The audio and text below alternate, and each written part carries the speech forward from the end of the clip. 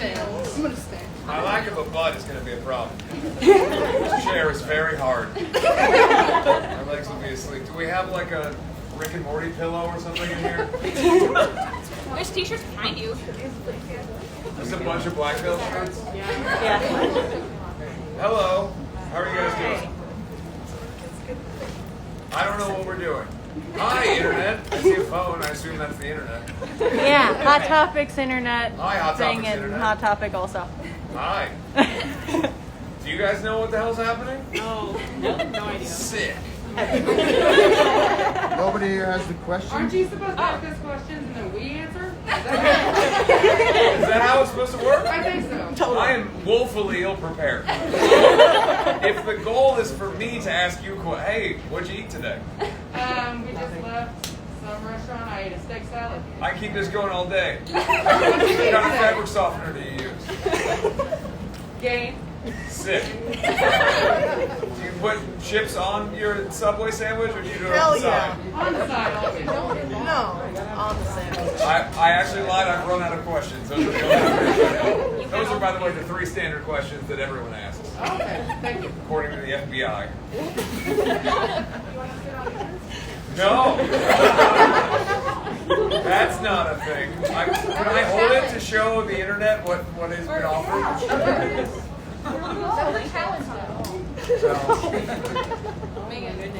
This. I'm not going to sit on this.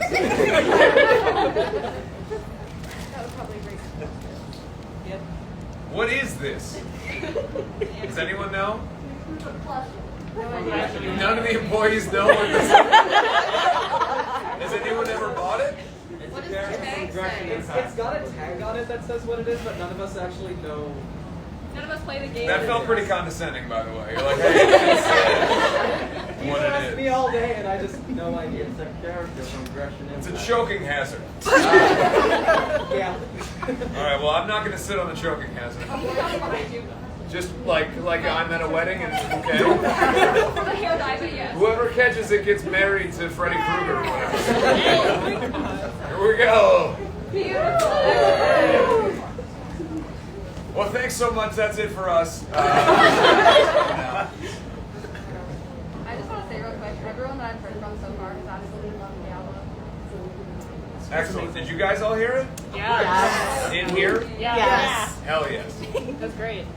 As it is meant to be heard through the loudspeaker of a store. Prime listening experience. Thank you to everybody, by the way, in here and on the Instagram for listening to the stream. Thanks to Hot Topic for having us today. We eventually will be told what we're doing. And that will be a wonderful segue. Hopefully, if I talk slow enough, by the time I'm done with this preamble, someone will have told me what we're doing. Gonna keep stretching it out because I feel pretty strongly that someone will step in with information as to what we're doing today. Mostly what's happening off camera that you can't see is so many offerings of plushies for me to sit my skinny butt on. And no information. People in the comments, do you know what we're doing today? Why don't you just tell us what you want to see today? People are laughing. Stand by, everybody. We're getting to the questions right now. Someone said something. Sorry, fellas. Our tour manager, Boris.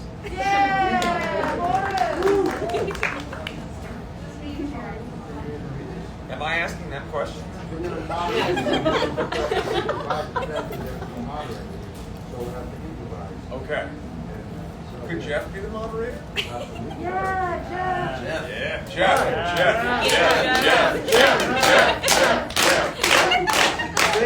Thank you. So how am I doing this? I'm asking you questions. Okay, so This is going great. this question is from Megan. Now, bear in mind, you got the internet people too. You got the speak in a higher pitched voice. Should I take my mask off? Yeah, the phones can't pick it up unless it's higher pitched. Okay. Higher. Higher. Go So higher. this song is from Megan Mitchell. There we go. A little bit higher. This question is from Megan Mitchell. What were your favorite bands growing up? What were our favorite bands growing up? Jason? Metallica. Slipknot. Kiss. Metallica as well. Led Zeppelin. Yeah. There's always one with a bad answer. Maybe I'll come around someday. No, never. Give me a song with a chorus, and then I'll listen to it. Coming out hard against Led Zeppelin today. Unpopular take. Next question is from Felicia Eagles. What's your favorite song from the album? What's your favorite song from the album? Jinx. It's a tough one. Okay, but I was hearing actually on the way in. All Eternal. Yeah. Yep. Fist. Good one. There's a few, but I'm gonna go Born Again. Born Again. Born Again. Tie between Fall Eternal and Shadows Rise. Yeah. God, I don't know how to answer this. I really. I was gonna do it in Japanese. Okay. Oh, I wish you would. Right? Like, why do you speak Japanese? No. I really do like Fall Eternal as well. Crimson Skies is one of my favorites too. Gotta go with those two. Mine's Born Again. My favorite. Now in French. Né encore. Yeah, you didn't know he could speak French. Oh yeah. Resident French. Yeah. President French guy is what we call him. Please, someone on Instagram make a fan account for Lonnie, President French guy. It's already being made. Already being made? Yep. And also, Led Zeppelin fans, please don't talk to me. Mostly, what you don't know is that we have a long-standing. President French guy loves Led Zeppelin. I'm not an unfan, but I'm not a massive fan, so I like to really lean into it to frustrate him. Yeah. And so, that's the backstory. But I do believe there's not a lot of choruses to be had there. Anyway, what is the next question? Next question is from Caitlin Rowe. Where do you guys see yourself in the next 10 years? Hi, right there. Where do you see yourself in the next 10 years, Jinx? Right here doing this. We did this 10 years. Yeah, 10 years from now. Hot Topic, yeah. Hopefully, if you'll have us, please, Hot Topic, let us come back forever. Yeah, hopefully playing arenas or stadiums. Keeping it going. 40. Oh, good. Just practicality? Yeah, honestly, just continuing down the path. If we were lucky enough to get another 10 years of people caring, that would be everything. You know, for us, it's been over a decade of people giving a shit. And so, if that continues in 10 years, then we will be the luckiest people in the world. Yeah, I mean, couldn't have said it better. Hopefully, we're all still alive in 10 years and doing this. Yeah, just want to keep making music and hoping that, things keep escalating the way they have, playing bigger and bigger venues, the music reaching a wider audience, and just, continuing to grow the band in that way. Excellent question. Where do you see yourself in 10 years? Yeah? You asked the question, didn't you? Pretty much going to school and becoming a nurse. Going to school and becoming a nurse, excellent. Yes. There may be some reciprocity here, by the way. I may ask you your questions in return, so be prepared. Next question is from Cassidy. Cassidy Downs. That's me. Yep. What's the hardest part? Hello. Of Hi. I looked at you like you were going to ask the question. What is the hardest part of touring? The waiting is the hardest part. We all know this. What's the hardest part of touring was the question. Jinx? No. So, being on a bus with 13 other people is a little bit challenging at times. Right now we're on a 17-day run where we don't have a day off, and I think it's when you don't get to shower every day or sleep in a bed, it's a little challenging. I say currently staying healthy. Once one person gets sick, it just keeps going around and mutates, and everyone gets sick and stuff like that. So, trying to just stay healthy is a difficult task. Yeah, just being away from, for all of us, being away from our families, spouses, just, being on the road, it can be difficult. It's exhausting at times. And health is obviously important, trying to eat well, stay in shape, that kind of stuff. But, at this point, we've been off the road for so long that we're just so excited to be touring. I think we've all been able to kind of reset over the course of the last 18 months plus. So, yeah, right now it's just good stuff. Yeah, I mean, everybody kind of nailed everything. You know, there's certain things that are a little uncomfortable. You know, trying to sleep on a bus that's going down the highway, going around through mountains, back and forth. Getting good sleep can be kind of difficult. We were averaging like 4 hours of sleep each. Yeah. Because the first part of this tour, we were in the mountains, so we just kept going back and forth over the mountain ranges, flying in the air. Yeah, we're so tired. Yeah. So yeah, definitely trying to get good sleep is difficult. Yeah, for me, a lot of the same. Just, I guess if I had to choose, being away from home at times can be difficult. But yeah, we're just so excited to be back out on the road. It's been a while since we've been able to tour, so every moment is just a treat. And really, it's hard to find a negative side of it at this time because we're all just so excited to be here. What's next? From Sarah Jones. Sarah Jones. No, hi, Sarah Jones. You're holding a bass guitar. Front and center. How long did it take Jinx and the band to eat the 70 cookies they got in Lincoln? Jinx, how long does it take you to eat 70 cookies? 1 hour. Not even. I don't want to know 1 hour. I want to not even those specific cookies. Right. In general, how long? Every time. How long would it take you to eat 70? An hour and a half. Hour and a half. How many times did you vomit though? I want to discuss that. I've never eaten that many cookies. I ate 48 chicken wings in 13 minutes. No, they ended up in a trash bag. I witnessed it. Yeah. From out of me onto the bag. I have a follow-up question. You have a follow-up question? How many chicken wings have I ever eaten? First of all, I'm sorry. But, so we did the cookies also a couple years ago, and I was told that someone hoarded them. Yeah. I was told that it was him, and then he said that it was CC. Wait, what? You say he died and then we see No, hoarded them. Where did they get that? What? I don't know, man. Grim. He died and You then... hoarded them, and you said that he did. The follow-up question was, who hoards the cookies? I think we all know it's President French guy. Notorious cookie hoarder. Notorious cookie hoarder. I eat cookies and speak in French. That's his tagline. That's what I do in my spare time. So. Can you make that your Instagram bio, please? Yep. Yeah.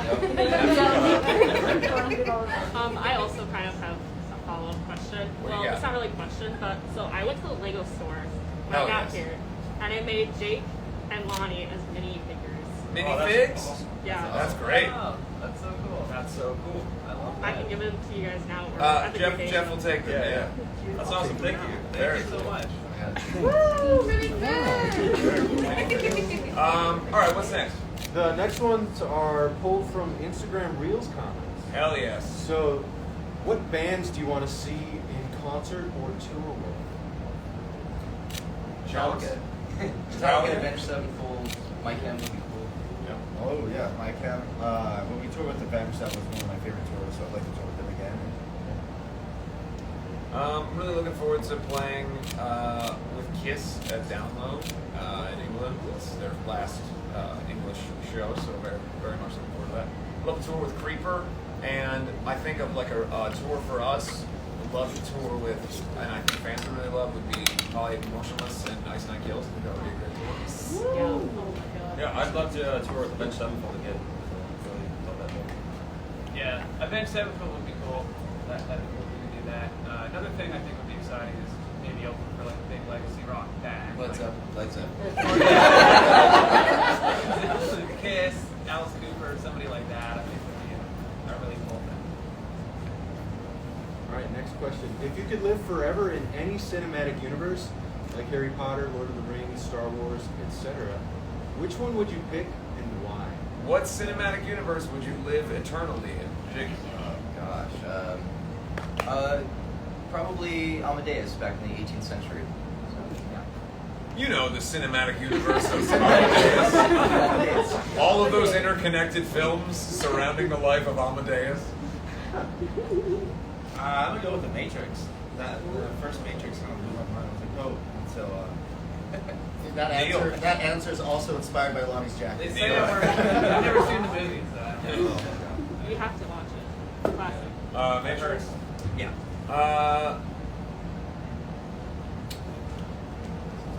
Yeah. Just the Burton verse, all the 90s Tim Burton movies. I feel like I'd fit in well, you know. That would work for me. Yeah, for sure. I'd probably go just Marvel, just the entire. The MCU. Yeah. I'd go Grizzly Bears, whatever it's called. Treasure Grizzly Bears. Bears. Dragon Ball Z. That'd be cool to be able to fly. Next question is, what hairstyle would you never go back to? What hairstyle would you never go back to? Mullet. I kind of have that going on right now. Mullet? Yeah. How dare you? Yeah, probably my Karen haircut right now.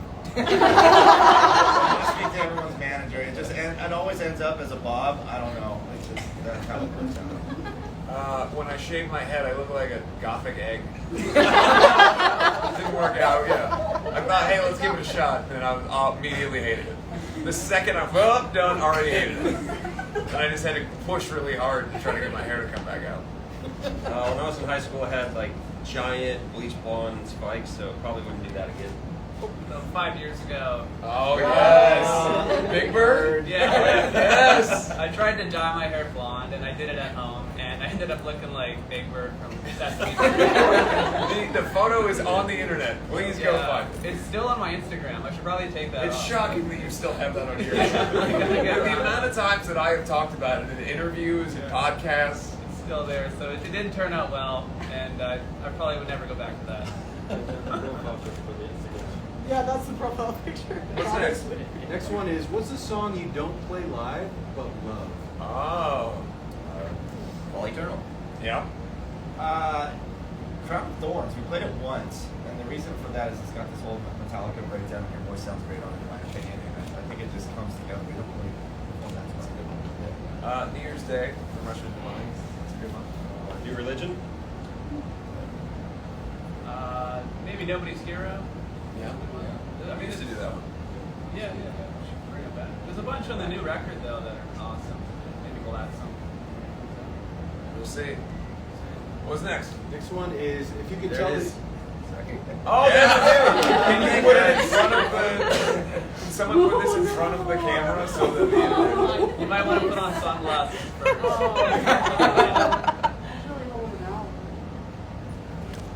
Oh my gosh, where are you? There you go. Really close. Boy, that's There you guys go. what a glorious moment that was. It looks like the song from Raisin Bran. Like Yeah, Raisin. He loves Raisin Bran. It's my favorite cereal. It's his favorite cereal. I love it. That's true. He loves Raisin Bran. All right, what's next? If you could tell the younger generation anything or something, what would it be? Something? Something. Not anything, but something. I don't know. Do I have to be the first one to answer questions? Yeah, that's the Okay, all right. You sat where you sat. Younger generation, something. I don't know. Listen to new music. I don't know. My lesson would be just be tolerant of people. You know, everyone has a different shape, color, sexual orientation, religion, anything like that. Just because other people are different doesn't mean you need to hate them. So just have a tolerance. Don't listen to older people who say bullshit about your generation. Everyone coming up has access to more intelligence, education, and various media than anyone before, and every other generation is jealous of that, so they're making all the kids seem really stupid and going, everybody's on their phones all the time. The phones that you're on are educating you in ways that your teachers can't, because your teachers aren't actually that educated. They're just teaching you for the test so that you can get through the school system, and then you get a degree so that you can go like everybody else in your life. You will be smarter and more educated and more tolerant than any other generation before. Don't listen to older people. Hell yeah. Great answer. I would say be kind, be nice to everybody. It will definitely get you farther in life if you're just nice to everyone. It's good. It's true. Yeah, and also just be yourself. Don't be afraid to be who you are and who you want to be, regardless of what people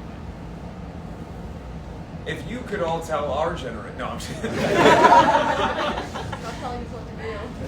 Yeah. Next question is, did you enjoy being part of Warped Tour? Yes. Yeah, it was. I mean, it's a grueling tour, but yeah, we had a lot of fun. It's like just being on summer camp, you know, barbecues. Made a lot of friends. Yeah, it was a lot of fun. Yeah. That's all you get from me. Yep. Yeah, I mean, it was the most important tour of my life for me personally. I met my wife there, and we fell in love on our tour. We've done it 8 million times. So hugely important. Met some of my best friends there, and it was a huge thing for us to be able to get into the kind of zeitgeist of the scene. We were not a band that was beloved by all the other bands, and when we first started, 9 times out of 10, every band that was around us all looked the same, acted the same, dressed the same. They were all best friends. They all ran in place the same way on stage. They all did the same shit, and we were always the odd man out. And the fans of those bands didn't necessarily know about us because we weren't on these package tours with everybody else that were all friends and buddies, and most of those bands made fun of us or didn't like us. So it was an opportunity to be in front of that audience and to be exposed to people who would otherwise like us. And then all those bands got mad because all their fans were watching us. Yeah, pretty much summed it up really well. I just remember the first time we did it in 2011. It seemed like about half of the crowd had middle fingers in the air. Somebody threw a sandwich at me. Yeah. Probably a lot of other things too. I caught it. Yeah, that's right. Yeah. I remember that. And that kind of blew my mind. Yeah, and then, by the time we did it in 2015 for the third time, there was no middle fingers in the air, and we hit one over a lot of new fans. So I think it was really important for the band to grow, and it was a lot of fun. It is a hard tour to do because it's in the summer, so the heat is unbearable. But we would do it for those 35 minutes on stage every day. Yeah, any sort of traveling festival that celebrates live music in the way that Warped Tour has is fantastic. What's next? Next is, what's your favorite tour memory? Do you want to start the other way, James? Yeah. So that you can. All right, let's start with Lonnie. So for me on this tour, we got to play Aftershock Festival. We got to play before Metallica, who are heroes of all of ours, and that was an amazing experience. We got to play before them, share the stage, and after the show, we all watched Metallica together. We all stood together in the crowd, 5 of us, watched our heroes up there, and that was a pretty special moment. Yeah, I gotta kind of agree with that right now, just because I think for all of us, but for me personally, it was my favorite festival we've ever played. The crowd was insane. Everything went right. I didn't have any technical problems like I usually do with my in-ears, like at every festival. And the show was it was my favorite festival and one of the favorite shows I've ever played. And then, yeah, like Bonnie said, we got to watch Metallica, and they performed the entirety of the Black Album from back to front. And that's the album that really got me into metal music and learning how to play guitar like I do. It would be hard for me to boil down one moment.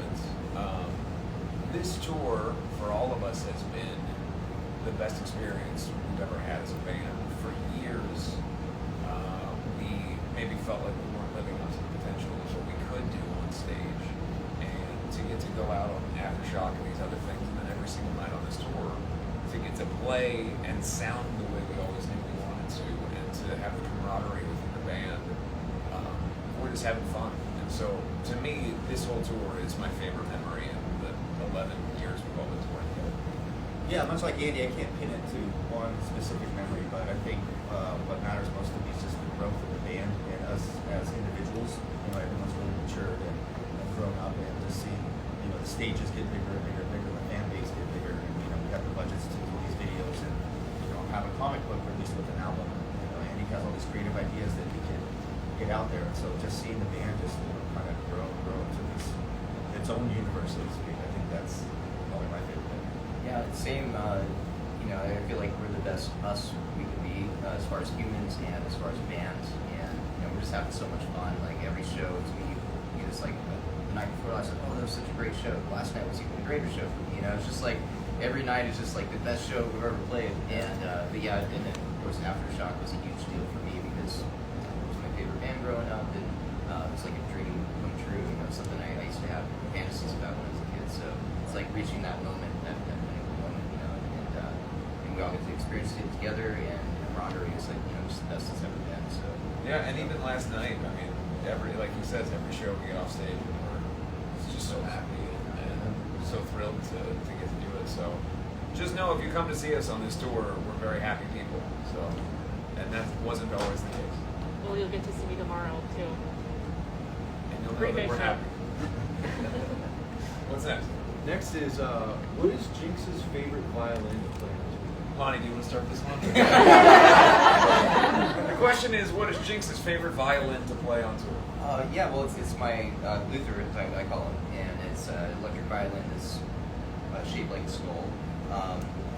This guy, Steve Stratton, he lives in Bulgaria, carves them out of driftwood, and yeah, and it's kind of one of a kind instrument, and I love it.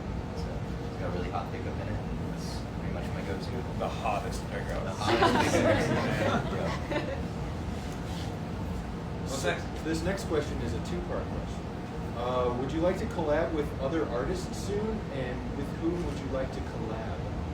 Lonnie, who would you like to collab with? Yeah, maybe let's say Black the Bride's Avenged Sevenfold mashup. Okay. I would like to. I think it'd be cool to explore collabing with some like EDM DJ artists like Millennium or something like that. I think that'd be really cool. Jim Carrey and Busta Rhymes.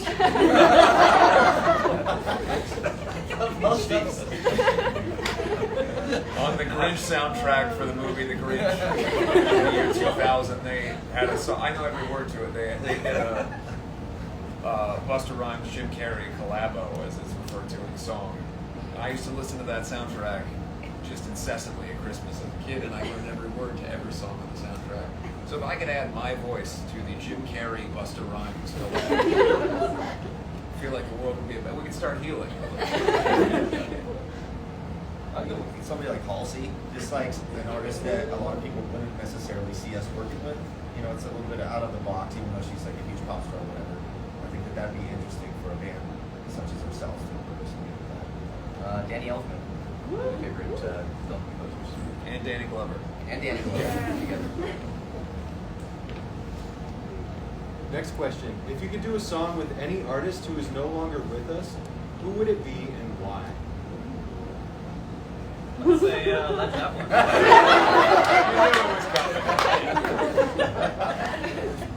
For me personally, it'd be my mom.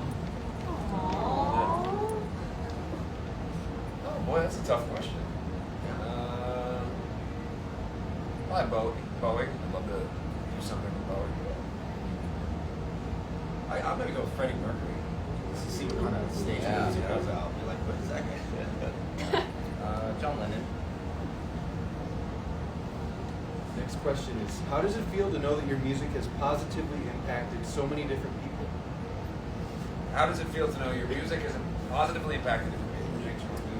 Yeah, amazing. You know, like we were talking about Metallica growing up, or our favorite bands growing up, who, for me personally, helped me through some really dark times. And I was depressed. I was singled out as a kid, bullied, and their music helped me get through all those dark times, and to see it go full circle, that we're able to give that back. It's a huge thing for me personally. So I'm just glad to be where I am and be able to do that.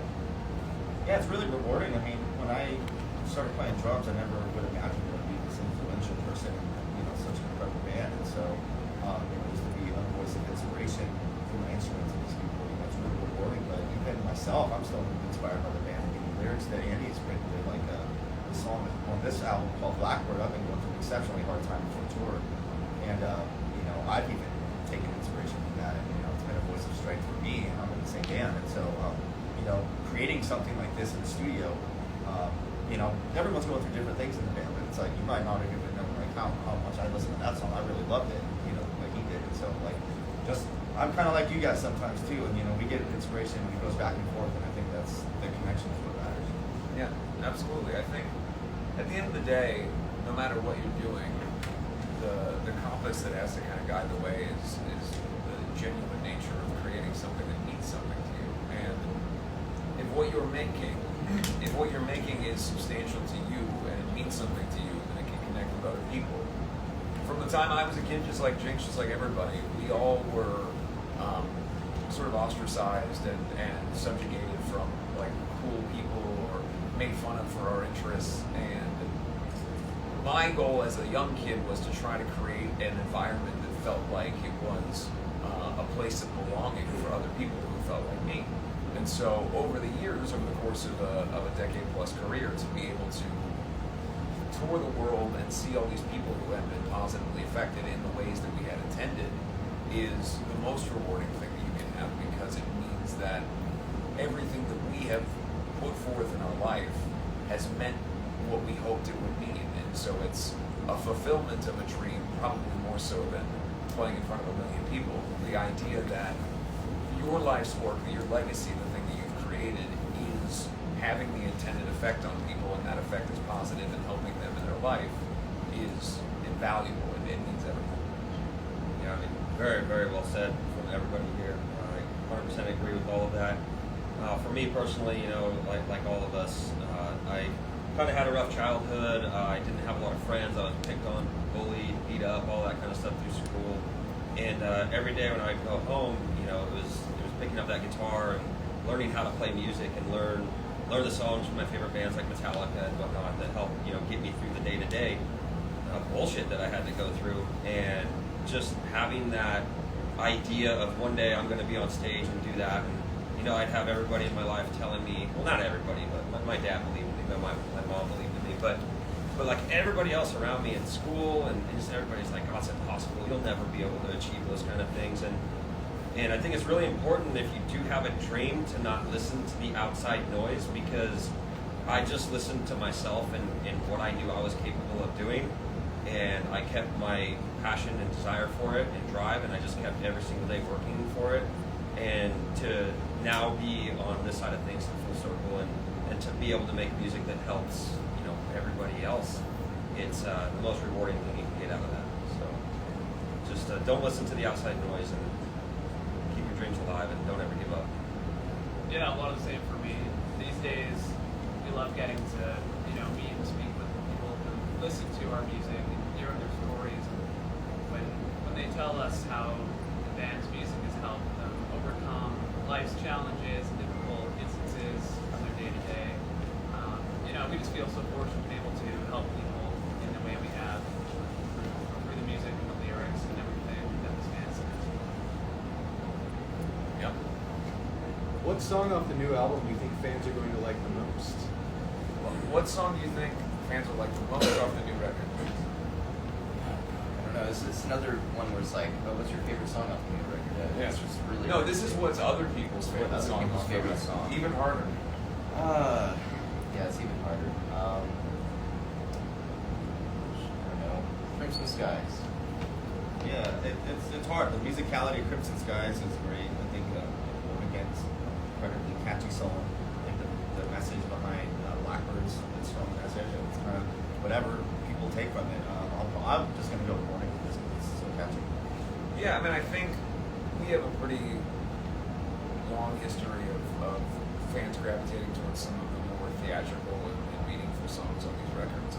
You know, Lost It All is a fan favorite on Russia Divine. So I think I would hope that similarly people would want to hear Fall Eternal in kind of the same way. Yeah, I think Fall Eternal will definitely become a favorite, just because it's very different from the rest of the album, in my opinion. And I think that one just kind of sticks out. It's a different vibe, and I mean, when I first heard after you did vocals on it, like yeah, you can feel that song. Like, you definitely feel it. So I definitely think that one will be a fan favorite. A cool one that I think people will really enjoy is it's called Shadows Rise, which is like a sequel to Shadows Die, so from one of the earlier records. So I think that's kind of a cool thing to have like a part two. So I think people will really enjoy that. Next question. What was a defining moment in your guys' career? I mean, there's so many. You know, we talk a lot sometimes about Download in 2012 when we opened for Metallica, and then we just did Aftershock opening for Metallica. So for me, you know, it's like that's. Jinx is anytime Metallica. Metallica. As long as Metallica's there, it's a defining moment. But no, you know, I think like when In the End went gold, that was a huge thing, having a gold record. You know, that's a dream come true. There's just so many. It's really hard to pick one. There are so many. For me, I think it might be our first cover. Like when the band got on the first magazine cover, it's like, holy shit, enough people care about us to go to cover of the magazine. And, you know, it's just really cool that we could frame that and carry it around. Like, oh man, it's kind of like we made it moment to be on the cover and everything? Yeah, first Kerrang cover, first time we played main stage at Donington. But I would say, yeah, I mean, just for the pure, like, being a little kid and dreaming, having a gold record that, you know, is in your house that has your band's name on it, and that's a pretty significant thing. Yeah, so many to name, but for me, definitely being on the cover of Guitar World in 2011 was like a childhood dream of mine, so that was pretty surreal. I guess joining the band. Left Bride. Pretty awesome moment. What was the last impulse purchase you made? The last impulse purchase, Jinx. By the way, I have no feeling in my butter legs. I should have sat on the weird cartoon face. I can't remember last time we purchased. Oh, actually no.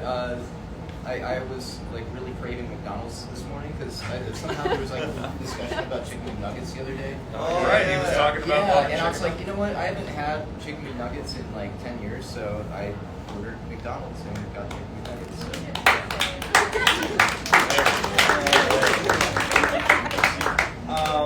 Probably LED lighting strips for my bus in the bus. I was wearing the bus down. Started a fire.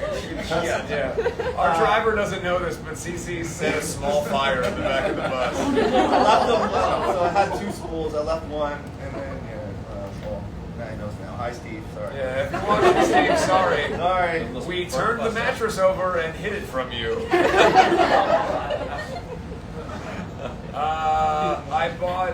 I bought a Phantom of the Opera action figure at Target.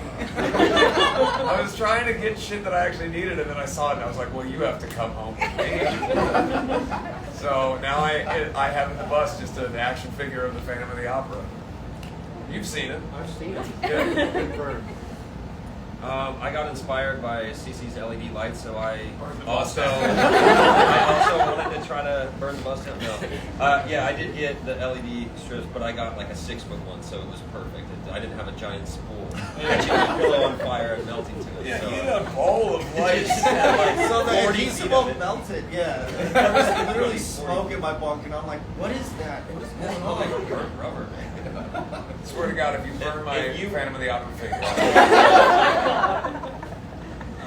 The other day I bought a new camera lens, like a wide angle vlogging. What was it, an impulse buy? Or was it something Yeah, actually? not really an impulse buy. We all said silly shit, and then he's like, professional stuff. What's the last dumb thing you bought? My next impulse buy will probably be a fire extinguisher after hearing this. Bad idea.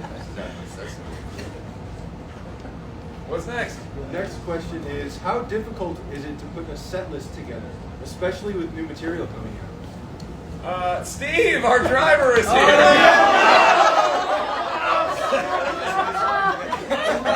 Just missed it. Just was talking about you.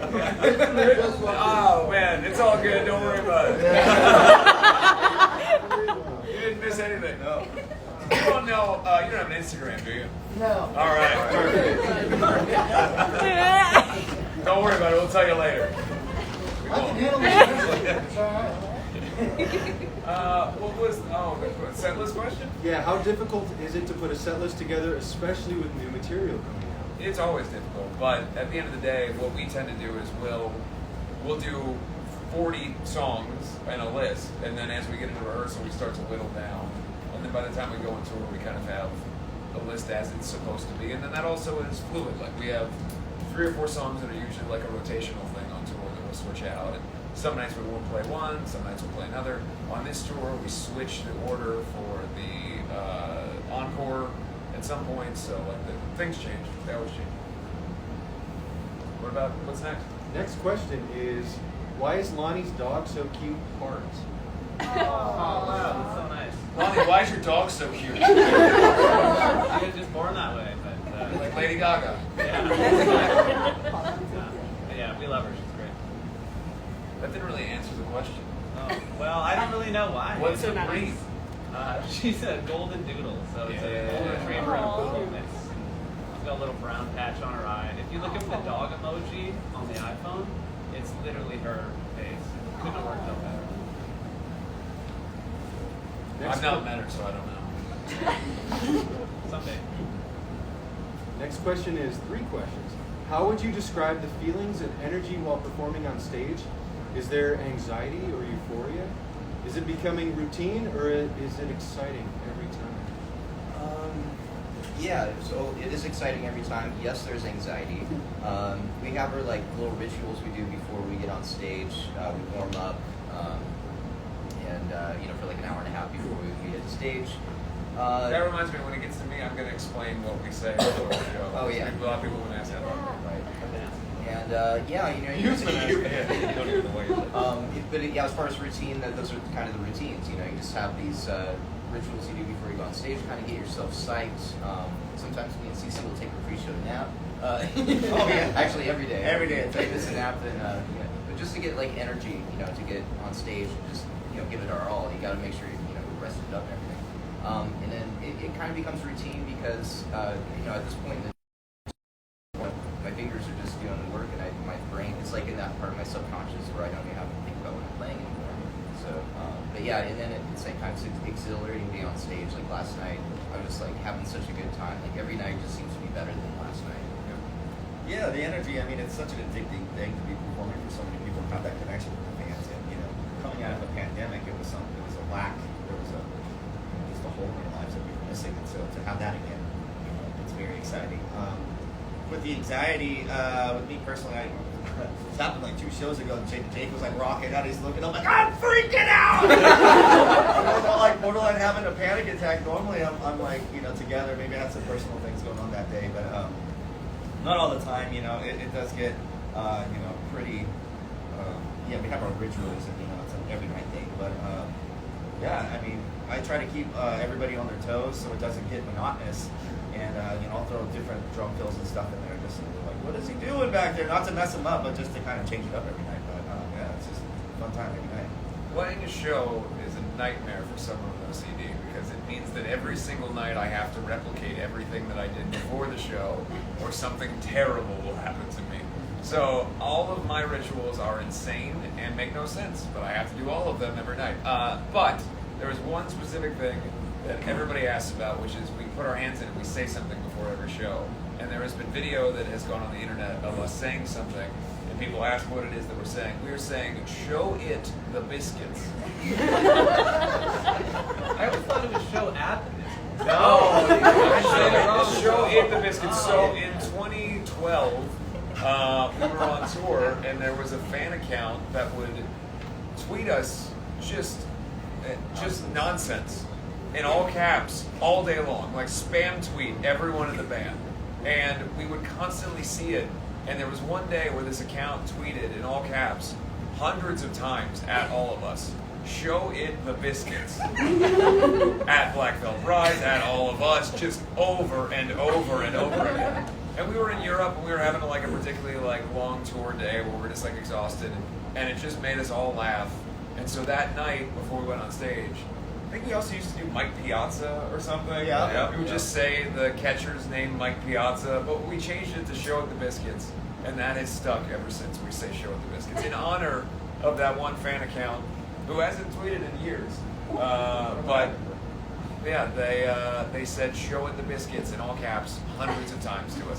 We'll never know what it means, but it means the world to us. Yeah, I mean, everything's been great. It's been said so far.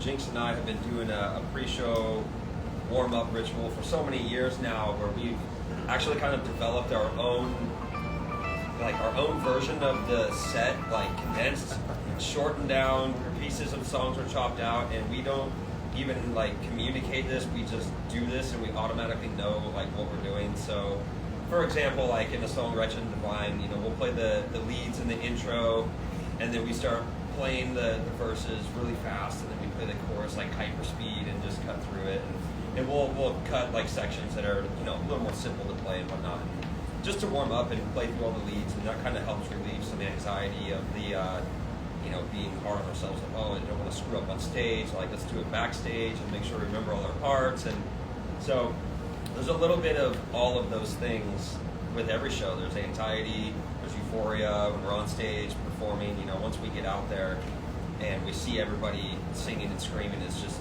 such a, I don't even know how to explain that feeling. It's insane. It's really cool. And yeah, so we all experience all of those things kind of on a daily basis. I like doing the warm-ups with you guys here on bass. I like putting the stage makeup on too. That kind of helps me get in the zone, I guess. He says every word from the movie The Mask, the Jim Carrey movie. He knows the whole script. He says it in the mirror while he's doing it really slowly. Yeah, it takes a long time. Yeah. It's just an X, but it takes him an hour and 30 minutes. Yeah. But the show with the biscuits thing, I gotta let everyone know. I don't even know what that meant. Well, so like, we didn't bother to tell you. These guys are like, by the way, before the show we do show with the biscuits, and I just went with it. Never knew what it meant, and I'm just learning with you guys right now. So It's a big moment for everybody. Yeah, it's a good day. We will never tell. We always wait until someone's in the Hot Topic in Mall of America in Minneapolis before we tell anybody a secret. And the final question. Final question. Favorite scary movie? Favorite scary movie. Lonnie, what children's movie are you afraid of? Scooby-Doo. I can't watch scary movies. Wait, Titanic, right? Actually, yeah, a couple weeks ago I watched Titanic. It was And then you were afraid to I was take like a shower afraid or to take a something. shower. The water was like, yeah, it was recommended to me on Netflix, and I've been recommending it ever since. So that's about as scary as I can get with my movies. Not a horror movie. Just don't get on a boat. It was once explained to me by Lonnie that he is afraid of things that couldn't happen, which is, when you think about it, the most insane sentence ever. He's afraid of things that could never happen. Yeah, because the more improbable they are, if they did ever happen, it would just be that much scarier. Like, whoa, how is this happening? You know? Don't watch Final Destination though. Okay. For me, I wouldn't say it's my favorite, but it was just something that always stuck with me because it terrified me as a kid. And when you go back and watch it now, it's super, super cheesy. But Pumpkinhead, that was just terrifying. Are you flipping us off right now? Wow. Wow, I look over at our photographers going like this.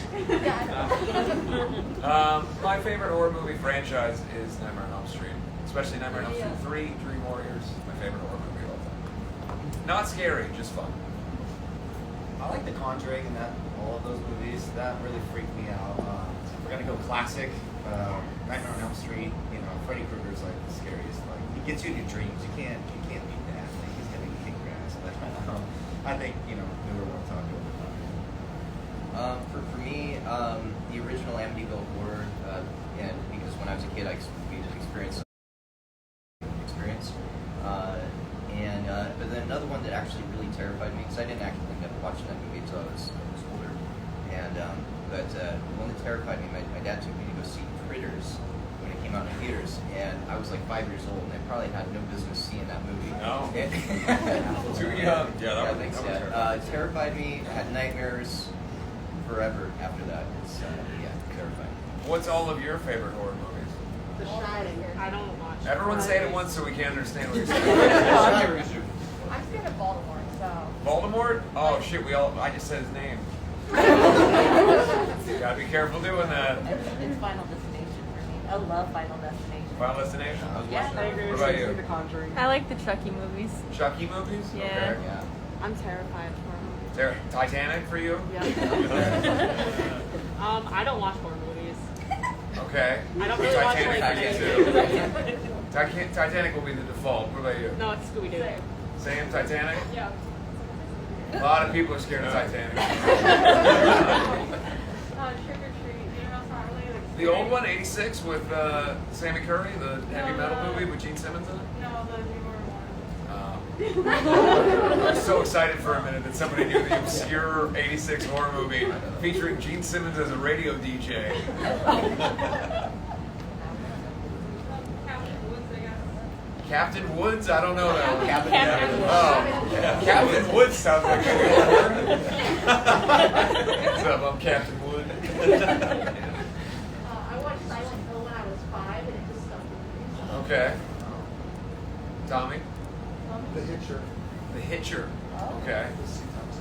What do we got there? Alien 1 through 4. Alien 1 through 4. Scream, probably. All the screams? Just the first one. Just the Matthew first one. Lillard. Matthew, Yes. You're scared of Matthew Lillard? No, he's hot as So you're fuck. into Matthew Lillard, yeah.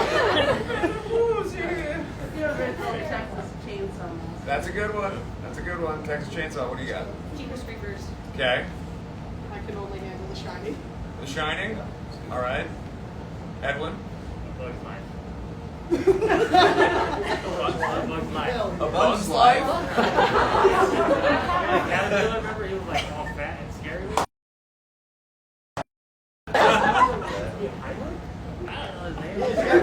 Final Destination 3. Okay. All right. Behind Edwin there. Oh, Scream. Scream. The Exorcist. Exorcist. Yeah, good one. Doctor Sleep.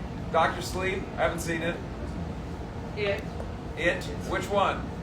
The Remake old or one and the original? new one. I watched the old one when I was entirely too young. It scared the crap out of me.